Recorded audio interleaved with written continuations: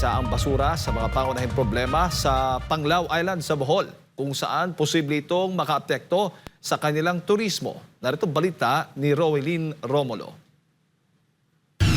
Ayon sa ulat ng Provincial Planning and Development Office ng Bohol, noong 2023 umabot sa higit 1 milyon ang bumisita dito. Maraming residente ang natuwa sa pagsigla ng kanilang lugar, ngunit mayroon ding iilan ang nadidismaya sa pagdami ng turista. Kasabay kasi ng pagdami ng turista, ang pagdami rin ng basura at hindi wastong pagtatapon nito. Dahil dyan, hindi maiwasan na magdulot ito ng pinsala sa kapaligiran. Pasalamat mi nga nang limpyo diri sa mga sa Barangay Danau nga pasalamat mi dako kay Pastor Kibuloy sa iyang mga membro diri through Sunshine Philippines Movement. Inaot unta among mga kaigsuonan diri sa Barangay Danau ang basura ila pud untang limpyuhan taga misag kara sa dalan kay di matabang ang basura diri sa Panglao kay tungod sa kadaghan na og building, mga torres ang magtinabangay lang ta.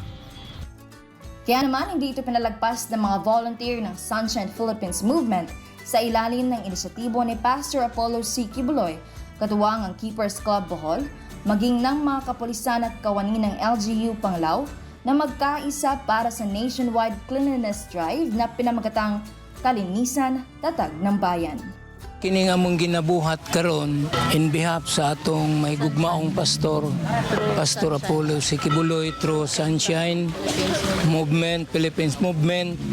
Na kini nga mong ginabuhat karon nga maong paghinlo nining baybayon sa Panglao tungod kay nakitaan po namo nga ang problema nila kini yung pag-insaktog labay sa ilang mga sagbot o mga hugaw tungod sa mga initiative ni Pastor nga maong paghinlo sa dapit nga ngayon paghinloan dili lang diri sa Panglao kundi sa tibuok ni Pilipinas. Layunin ng hakbang na ito na itaas ang kamalayan sa kahalagahan ng kalinisan sa kapaligiran at hikayatin ng publiko na isulong ang wastong pagtatapon ng basura para maiwasan ang mga masamang epekto nito sa kalikasan.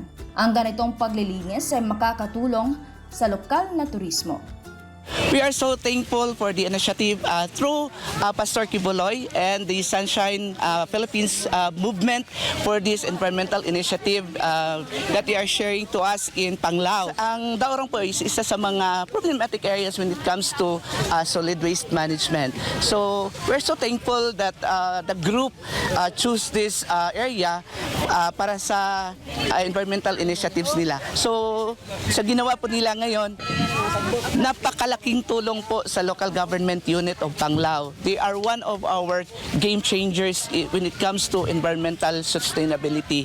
So Panglao is an environment-based tourism. So sa ganitong pong paraan, nakakatulong po ang grupo sa pag-maintain po ng sa pag-execute po ng goal namin. Sa nasabing aktibidad, sako-sakong mga basura at mga tambak na kahoy ang nahakot mula sa baybayin ng Daurong.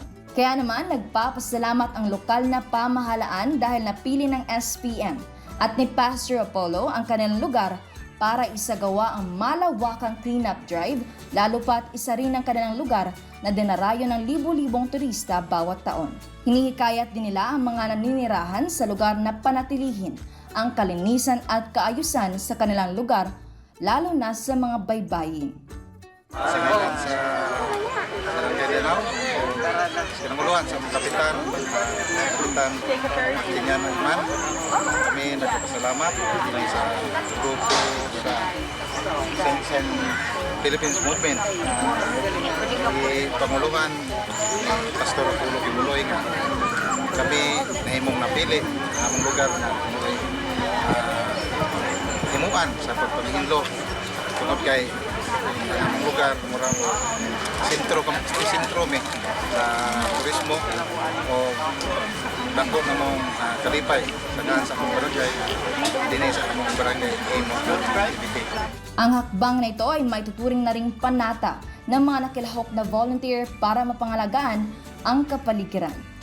Salamat ko ni Pastor nga nakaapil ko dari sa paghinlo sa baybayon. Nga makatabang ko sa paglimpyo sa palibot sa baybayon. Imbis magduwa-duwa ko, nitabang ko limpyo kay makahibalo man ko nga di maayo nga takaraglavog mga bata nga dili pod maayo nga magduwa lang, dapat mo tabang pod sa isa-isa nga tao. Ako gi-encourage ako mga kaubang kabatanunan nga mutabang sila pag kanang kunay mga parsa ni nga mahitabo nga mga parsa coastal clean up nga mutabang sila kay dili lang ni para sa tuwa kundi sa atong tanan pud niya po samot na kay karon nga climate change na dili jud basta-basta nga para sa ubang nasod ron no sa Luzon nga daghan kay bagyo sa ilaha nga grabe bahato kay Muslim go silang part dili sila mo kuan dili sila mo ang mga Muslim kabatanunan manggod kay sabay bitaw kanang dili nakahilig nga manghilok. Karamihan naman sa mga nahakot na basura ay mga bote, plastic, food wrappers, papel, mga patay na kahoy at dahon. Kalinisan, tatag ng bayan! Thank you, Pastor!